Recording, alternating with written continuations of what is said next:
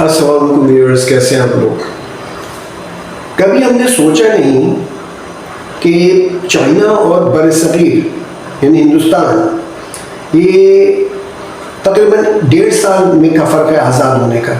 انگریزوں سے آزادی کے بعد تقریباً 1.5 سال بعد چائنا آزاد ہوا، یعنی ہندوستان، پاکستان، بنگلہ دیش جو مشرقی پاکستان تھا، ایسٹ پاکستان تھا، اور بنگلہ دیش بن گیا ہے۔ یہ سارے ممالک آزاد ہوئے چائنا سے 1.5 سال پہلے، اور اسی انگریز سے، جس انگریز نے ان پہ حکومت کی، اسی نے ہم پہ حکومت کی۔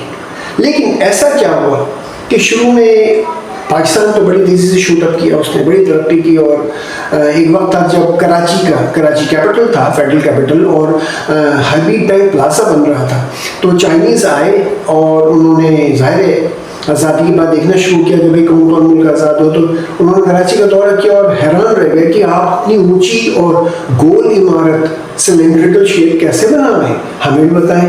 یہ حال تھا کس کا؟ چائنا کا۔ اور چائنیز بعد میں آج آپ دیکھیں، شنگھائی جائیں آپ اور بیجنگ جائیں آپ، کیا امریکنز حیران رہ جاتے ہیں وہاں جا کر کہ ہمیں تو ہر چیز امریکن دکھائی جاتی ہے نا، لیکن مینہٹن سے نکلیں آپ باہر نیو یارک سے اور جا کے دیکھیں آپ پیرس لنڈن کو چھوڑیں، چائنا جائیں، جتنی ماڈیفیکیشن، جتنی زیادہ آپ کو سوفسٹیکیشن نظر آئے گی وہاں پر، جتنی ترقی، آنکھیں پھاڑ دینے والی، آنکھیں کھول دینے والی، حیران کر دینے والی، یعنی انتہائی اسٹونشنگ قسم کی وہ چیزیں، ان کی عمارتیں ہوں، ان کی ٹیکنالوجی ہوں، ان کی سب کچھ ہو۔ ایسا کیا ہوا؟ کیا سب سے مین ریزن تھا؟ ہم نے آج تک اس پہ نہیں سوچا، اس لیے کہ ہم شاید ہماری سوچ ایک محدود سوچ ہے اور محدود رکھی گئی ہے، اور ہم لوگ جو ہیں وہاں پر ہندوستان میں دیکھ لیجیے، ٹھیک ہے، وہاں بہت کچھ تھا پہلے سے ہی، مل گیا ان کو بنا بنایا۔ پاکستان میں بہت کچھ بنانا پڑا جب انگریز گئے چھوڑ کر کے، اور اس لحاظ سے پاکستان نے بڑی تیزی سے ترقی کی۔ لیکن پھر کیا ہوا کہ وہ ترقی اس طرح نہیں ہوئی، رک گئی، آہستہ ہی ہوتی چلی گئی، ڈیکلائن پہ آ گئے۔ گو کہ آہستہ آہستہ بنتے بنتے پاکستان کی آرمی، ایئر فورس بڑی اسٹرانگ ہو گئی، اور ایٹامک پاور بن گیا پاکستان، ہندوستان ہم سے پہلے بن گیا۔ لیکن وہ معیار زندگی، وہ سوفسٹیکیشن، وہ ماڈرنائزیشن جو آنی چاہیے تھی ہندوستان، پاکستان، بنگلہ دیش، پورے سب کانٹیننٹ میں، بر صغیر سے کہتے ہیں، وہ نہیں آئی۔ جبکہ چائنا، ان کی سب کچھ، ان کا جو معیار زندگی، ان کی طرز زندگی، سب کچھ ٹوٹلی، بالکل ہی ہمارے سے ڈفرینٹ ہے۔ کیوں؟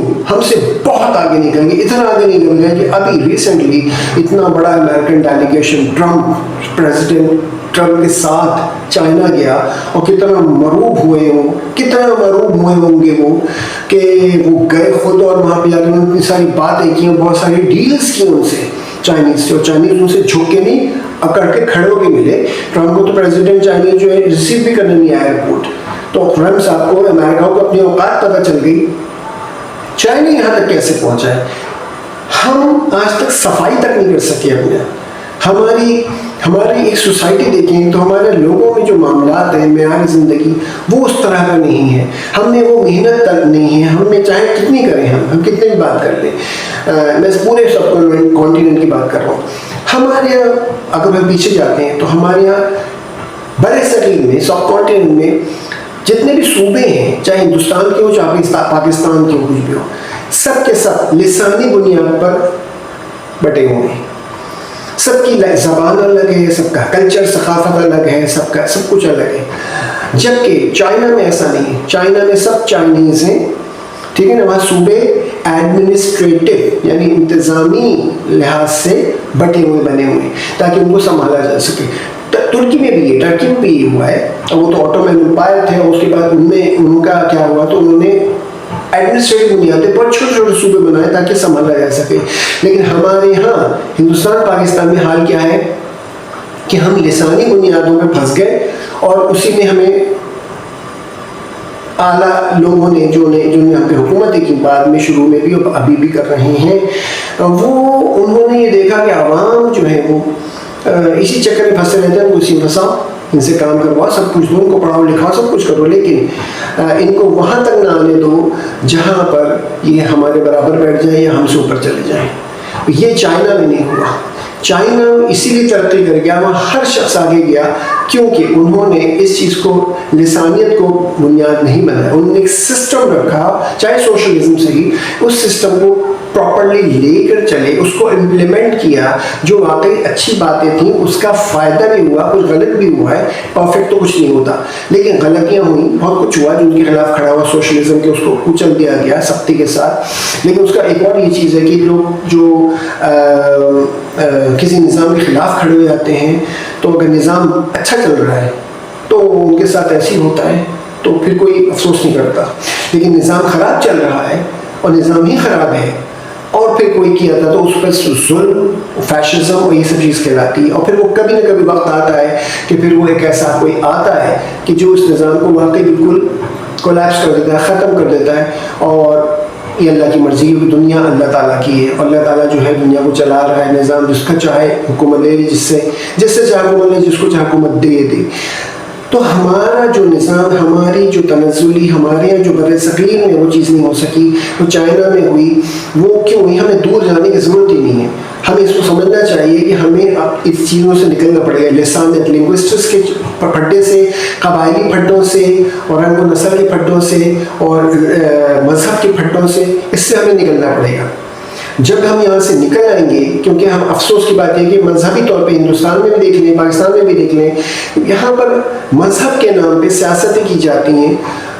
واقعی اگر آپ کو مذہب پھیلانا تو آپ کریں, اس کی تو کسی نے نہیں کیا, پریچنگ تو سارے اس میں بھی ہوتی ہے, سب میں ہوتی ہے, منع بھی نہیں ہے. لیکن پریچنگ کا مطلب یہ نہیں کہ آپ سب کچھ بدلنا چاہیں اور اقتدار کے چکر میں آپ استعمال کریں اپنے مذہب کو. تو یہ چیز نہیں ہو, تو یہ چیز چائنا میں نہیں ہے.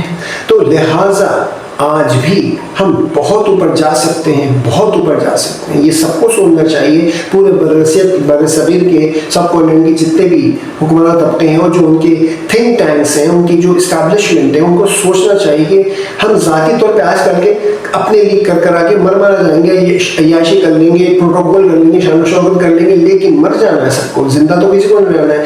ایک وقت آئے گا, نسل در نسل کتنا چلے گا, یہ ایک وقت آئے گا آپ کو بھی کچل دیا جائے گا. کوئی ایسا آ جائے گا, اللہ کی طرف سے قدرتی نظام ہے, کیونکہ وہی امورٹل ہے, باقی سب مورٹل ہیں, ہم سب ختم ہو جانے والے, فانی ہیں. تو لہٰذا وہ وقت آئے. اور کہاں گئے مغلس؟ آج دیکھیں نا, مغلس کتنی شاندار امپائر تھی, کبھی سوچا تھا ختم ہو جائیں گے؟ تو خلاصاً کبھی سوچا تھا کیا؟ برٹش امپائر کتنی بڑی تھی, کبھی سوچا تھا؟ Seven number 6 in the kingdom of great Britain. لیکن آج کیا ہے, امریکہ کتنا بنتا تھا اپنے آپ کو, اسی چائنا کو جس کو وہ تسلیم نہیں کر رہا تھا ورلڈ وار کے بعد, سیکنڈ ورلڈ وار کے بعد, آہستہ آہستہ اس نے پاکستان میں بڑا کردار ادا کیا. اور صرف یہی نہیں کہ یونائٹڈ نیشنز کا ممبر چائنا کو بنوایا, بلکہ سیکورٹی کاؤنسل کے 5 پرماننٹ ممبرز میں سے ایک چائنا بنا. ورنہ امریکہ تو تائیوان کو چائنا کہتا تھا, یہی چائنا ہے. سوشلزم سے نپٹتا تھا, کیپٹلزم کا وہ سارا چکر تھا, اور وہ کمیونزم کا دور تھا. تو سوویت یونین وغیرہ سب سیکنڈ ورلڈ وار کے بعد بنے. تو یہ جب چیزیں تھیں تو ان میں پھنسے رہ گئے. اس میں آج بھی ہم دیکھیں تو امریکہ جو اتنی ترقی اور ماڈرنائزیشن کی بات کرتا ہے, وہ چائنا کا مقابلہ نہیں کر سکتے, اس لیے کہ ان کا جو عام بندہ ہے, باشندہ ہے, جو سٹیزن ہے, وہ اتنا نہیں. ہائی اسکول کے بعد پڑھتے نہیں امریکنس, نالائق جائے گا, ان کو دنیا کا پتہ نہیں, اپنے آپ کو بس سپیریئر سمجھتے ہیں, امریکن سے ہم سے بڑا کوئی نہیں ہے.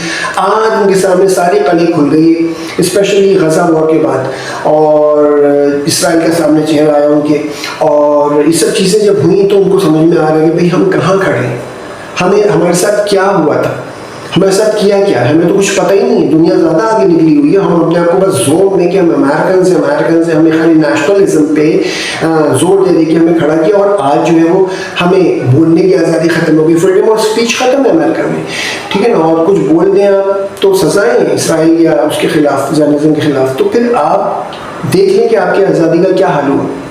Did you know that you could spend 5 years in jail for disrespecting Israel in America? Yeah, well, this is a thing now. Starting in August, if you burn the Israeli flag, spit on the Israeli flag, say anything bad about Israel online, or even tell a friend to boycott Israel, you could spend up to 5 years in jail and pay a $20 million fine. And this is all because of the US government's contract with the Israeli AI company Palantir. A part of the One Big Beautiful bill is allocating $250 billion to Palantir that will collect an AI database of everything you do online, also scanning our license plates while we drive in the United States. They will then collect all of this data and determine before you commit a crime if you're a high-risk individual. And in doing so, if you say anything negative about Israel, they're going to put you in a category, even if you just repost a video.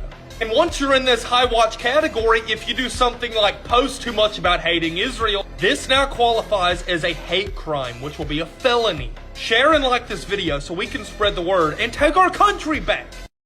I'm not a political page at all, but just a couple of things I wanted to point out. When George Floyd passed away, people were burning the American flag. Nothing happened. There was no legal recourse. When Trump got elected the first time, people were making jokes on Comedy Central about assassinating Trump. Which, you know, is a joke, but still, there was no legal recourse. And so, it brings to my attention, the Constitution and the First Amendment has stretched a long way, allowing us to have freedom of speech and a whole bunch of wiggle room. But when it comes to Israel,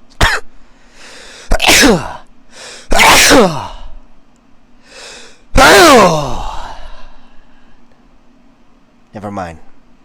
I've decided I don't want to go to jail for 5 years. Just thought that was weird.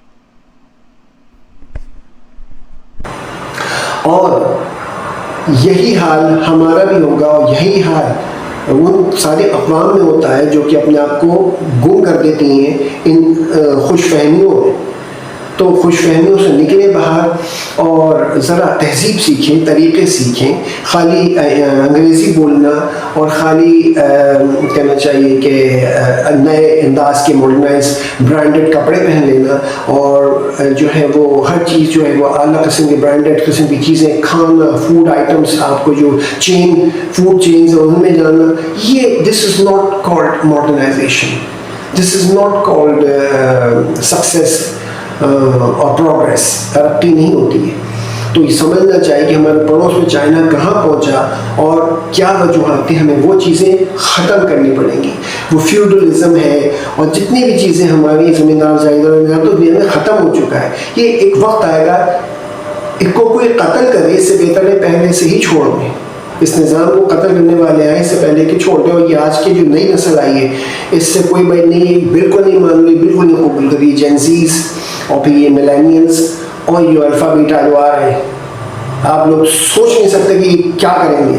اس لیے ہمارے بڑے جو ہیں پورے بدل سے ساری حکمراں طبقہ, خاص طور پر جو حکومت کے پیچھے تھنک ٹینکس ہیں, یہ سب سوچیں, اسٹیبلشمنٹ سوچیں, اس بات پر غور کریں کہ اگر واقعی ان کو اپنے ملک کو ترقی دینا ہے, ہر بندے کو انڈیویجول کو ترقی دینا ہے, مضبوط بنانا ہے اور ترقی یافتہ بنانا ہے اور خوشحال بنانا ہے سب کو, تو پھر یہ خوشحالی اس میں نہیں ہے کہ آپ عوام کو سلیو بنا کے, غلام بنا کے, جاہل رکھ کر کے, نہ پڑھوا کے ان کو جو ہے قدموں میں اٹھائے رکھیں. یہ کوئی نہیں ہے. یہ بدماشی ہے, یہ غنڈہ گردی ہے, یہ بالکل بھی جہالت کی اعلیٰ مثال ہے.